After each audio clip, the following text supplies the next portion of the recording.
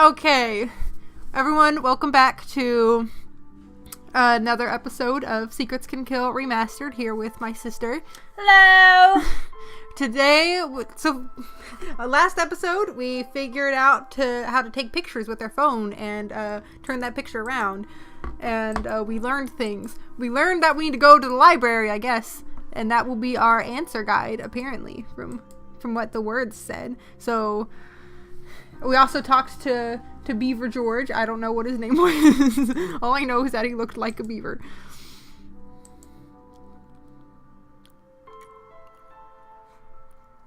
Let's go see if we can't find the other students before we go to the library. Yeah.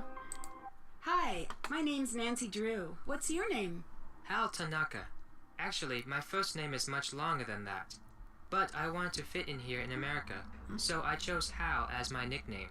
I'm a Japanese exchange student. Why do you think it's easier to have an American name? I want to be part of the culture and succeed in this country. Why do you admire Americans? They're such open people. I admire the freedom here. If you work hard enough, you can achieve anything. That's great. Do you feel you fit in here? Most of the students were cool when I first arrived, but there were a few, like Jake Rogers, who weren't as friendly towards me. Sometimes I feel lonely and far away from my family. I wonder if he's the son of Mr. Rogers. Who never made me feel welcome. It's a beautiful day in the neighborhood. A beautiful day for a neighbor. But maybe that's what turned him into such a bitter person. He's like, no, Dad, it's not a beautiful day. Oh. You always do this to me. Have you heard of Hulk Sanchez? No, Hulk Sanchez. That was the beaver's name. Conference record for quarterback sacks. He's been the state's #1 player since he was a freshman. He's also a candidate for a big university, even with his injury. Injury? Did someone kick him in the nuts or something? Ever since that game, he hasn't played the same. I worry that his chances of playing for a top school are not as good. You seem to be his injury. really invested in Sanchez's well-being, my Japanese friend. Is there something you're not telling us? And a good politician, too. Just like his father. Like his father? I hear he was a great How do you know his dad? A very good businessman. I think his company went bankrupt a few years ago. Do you know the combination to Jake Rogers' locker? Hulk said he'd open it sorry, with his Nancy. teeth, but you know. I can't help you with that. Hulk said your locker's right next to Jake's. Are you sure you don't know the combination? Tell me your secrets. I remember one day Jake was mad because he couldn't open his locker. He told me he wished he had a phone handy. Would that help? Bye. Farewell, Nancy. Phones do help. Okay. Yeah, we discovered that. Just say no.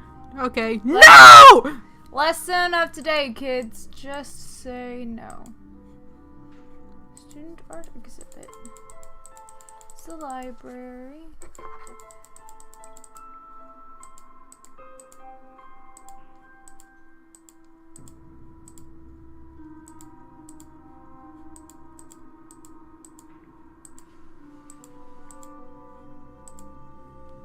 Hi, I'm Connie. You're not from around here, are you? Usually, Paseo del Mar High is really quiet and boring. Lately, it's been totally out of control. Out of control?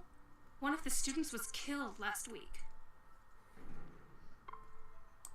Who found the body? I heard it was Daryl Gray, Paseo del Mar's hot student council president.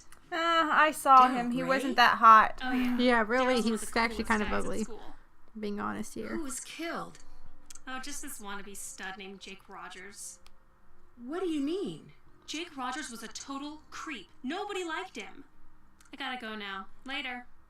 That is a great way to end a Hey, conversation. Nancy, need something? Have you seen any of those weird messages on the bulletin boards? Yes, and if I catch the guy who's doing it, he's going to be in big trouble. I bet it's the same person who keeps on setting off the soda machine alarm. I guess that comes with the territory of being school monitor. Normally it's not this hectic. When I figure out who's been pulling all these pranks. How well do you know Daryl Gray? I wish I knew him better. He's the only guy I'd ever consider dating. He's student council president. He's the only guy I'd Cool ever job at never Diner want to Club date. Magazines, and drives a C-back X80. Wow, I don't know what that Drives a is. sports car and works at a diner? That doesn't compute. Yeah, I don't get it either. Daryl's family was rich and used to throw major parties all the time, but not anymore. Do you know Hal Tanaka? Not very well. He's an exchange student from Japan and a total workaholic. He told me he's trying to get more scholarships for college. Lately, he's been looking really burnt out. I think the pressure's getting to him. What pressure? I guess it's a big deal for his family that he get into a good school on a free ride. What do you know about Hulk Sanchez? He's a big jock on campus. Never dated him or anything. I never asked you, so thanks for telling me. Now I'm suspicious that you have dated him if that's the thing you throw out. Oh, him? Yeah, I totally never dated him. Okay, yeah, sure. I never asked, so... I never cared either. Oh, grab that quarter. Yes. Quarter. Now we're rich.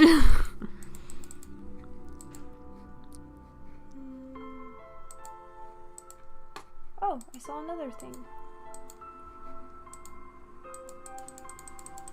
It was shiny right there. Yay! We probably have like $1 now. Maybe. I think so. I think we have 4. That's... Oh goodness, someone's beating down a wall, it sounds like.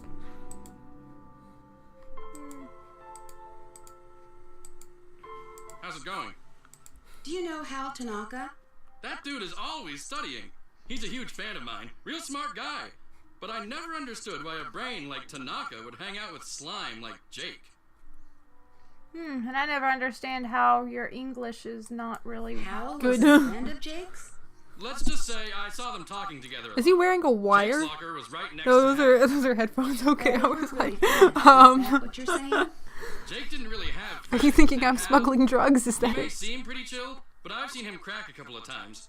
He's seriously uptight. He Crack does a not couple seem of very times. intelligent. He's Yeah. got a temper, a bad one. He lets the pressure build. I and can't build get over until those it's beaver wound teeth, so I'm tight sorry. something sets him off. Like last week, I strike him out during gym, and he goes ballistic and charges the mound. He's got some serious issues. Now that I think of it, last time I saw them together, Hal seemed pretty upset. What can you tell me about Connie Watson? She hangs out at the gym a lot. I heard she's been having a real tough time. Why do you think she hangs out at the gym so much? I don't know. She's a pretty good athlete, but never joined any of Paseo Del Mar's teams. Why not? Not exactly sure. You said she was having a tough time? I heard she's been having some money problems. I'm really sorry you got injured. Does that affect your chances of playing college ball? I had a little sprain, no big deal. Within a week, I was better than before, and impressing the football scouts. I'm as strong as ever. I gotta go. Bye. Bye-bye. Bye, beaver teeth. That was awkward and unbearable. Library should be over here. Here it is. We need the key. This one? The idea key. We're gonna steal your ideas.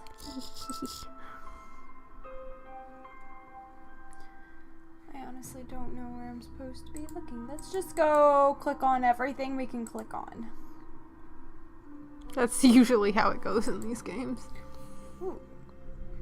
Maybe something's here. Oh my god. Shita! I don't know. Is that how you do that? That guy does not look like he knows anything about martial arts. Ishido. Or Ishido. Oh, creepy music suddenly. I have a scary feeling I'm gonna put this book down and I'm gonna see creepy eyes. There's gonna be a face there like, hi Nancy, what are you doing in the library looking at Ichido books? Don't know what you just said, but okay. I said looking at Ichido books. Courtney, open right there. Ishido is an ancient, extremely simple yet highly effective form of hand-to-hand combat. Although it is, in truth, nothing more than a repertoire of 9 distinct, precisely delivered offensive blows, Ishido can, when executed by a master, vanquish a foe in seconds. Ishido has never enjoyed great popularity, largely because the practitioner is required to precede each move with a specific verbal salute of or chi cry. Or chi cry. Once an adversary learns which chi cry precedes what blow, he of course can respond to each chi cry with the appropriate block and thus defend himself indefinitely. Nevertheless, Ichido is still learned and practiced with great enthusiasm by people with a passion for power and a taste for novelty. Shita!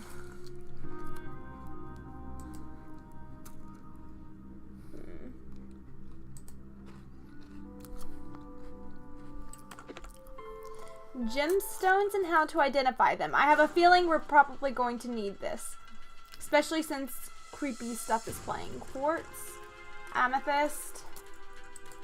Is that all we're identifying? I already know. Oh, there we go. Citrine, tiger's eye, emerald, aquamarine garnet.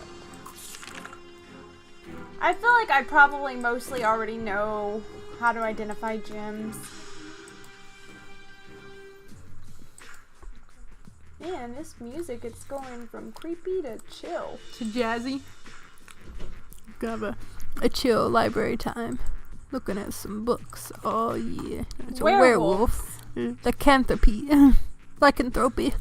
Since ancient times, the cunning savagery of wolves have both terrified and awed the humans with whom they came into contact. In Europe, where wolves were a constant threat to livestock and allegedly to small children and lone travelers, legends to their evil viciousness became widespread. Predictably, one of these legends involved humans who could transform themselves into wolves. These creatures were called werewolves.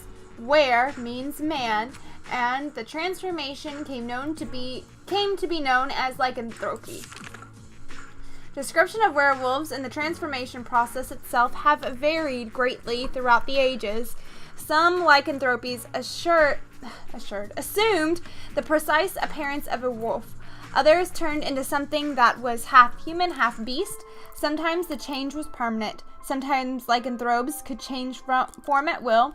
Sometimes the environmental factors brought about the transformation. The symptoms and duration of a werewolf's conditions depended entirely upon the curse that initiated that particular case of lycanthropy. In general, victims who were destined to alter their forms permanently usually appeared pale, fatigued. Fatigue was a frequent complaint, as well as weak vision, a dry tongue, and constant thirst. These symptoms usually accompanied. Yeah, thank you. were soon followed by hair growth, especially on the face and hands. Fingernails grew long, and the eyes gradually changed shape and color. Okay, Courtney, you know what I think this is right here? What? I think this is an Easter egg. Oh, well, if it's still, I'm going to read this now. The victim's personality also changed. He or she became increasingly ill-tempered and aggressive.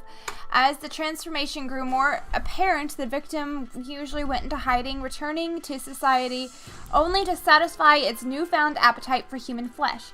For temporary victims who could change their appearance at will, or who were involuntarily transformed by the sound of a wolf's nocturnal howl or by a full moon, lycanthropic symptoms occurred not over time, but quickly, almost instantaneously. They are forced to assume human forms again at sunrise, either by shedding their hair, claws, and fangs, or by taking off their skin and hiding it intact. Such a lycanthrope would reportedly suffer the same fate as its shed skin. If it was found and destroyed, the werewolf would likewise be destroyed. According to legend, those who voluntarily became werewolves obtained the ability to change their form through sorcery.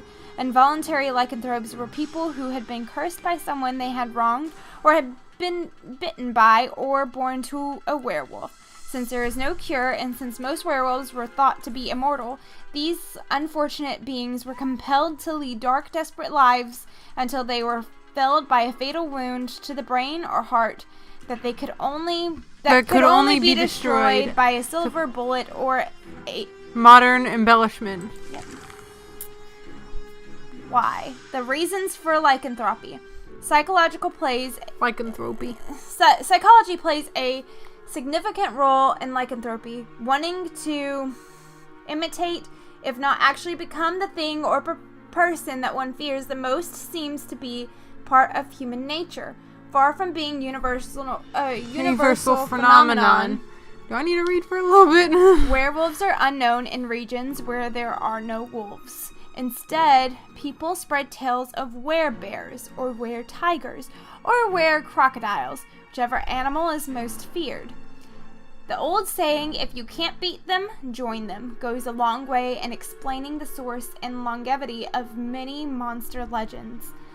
Most important throughout history, there have been instances of people who were werewolves in their own minds, at least. Convinced they had been cursed, they presented all physical symptoms of lycanthropy and often behaved violently. Because they fully believed they had become werewolves, they acted like werewolves. As a result, the people around them treated them like werewolves, which only reinforced the delusion, thus trapping them in a vicious cycle.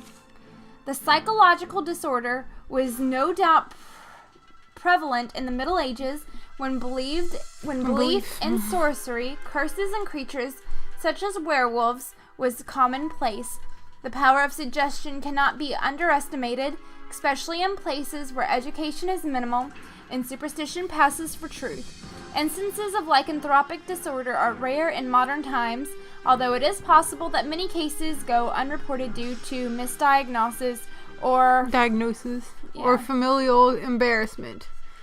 So probably a Easter egg for Blackmore Manor. Yeah, so that was more than likely an Easter egg from the Nancy Drew game Curse of Blackmore Manor, where basically the main thing around that game is definitely very werewolf-esque.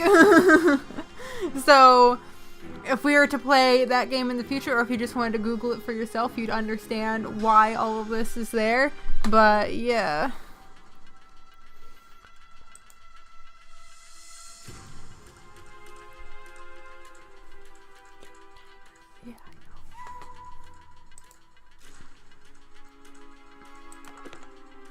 Religious stuff, okay.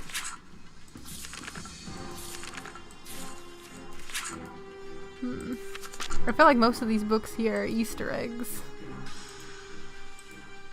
What is up with the spoopy music, though? Because you're in the library. And the libraries are spoopy, apparently. Okay, so we're going to pause this episode here, though, because we've probably gone well over the time of 15 minutes, which, due to my calculations that I have done, we definitely have. So we'll see you in the next episode of Can Secrets Kill? Secrets Can Kill Remastered. Can your secrets kill? We're gonna find out. And maybe the next episode, probably not. It's probably gonna take more than just 2 episodes to figure this whole shebang out. But anyway, we'll see you next time. Bye.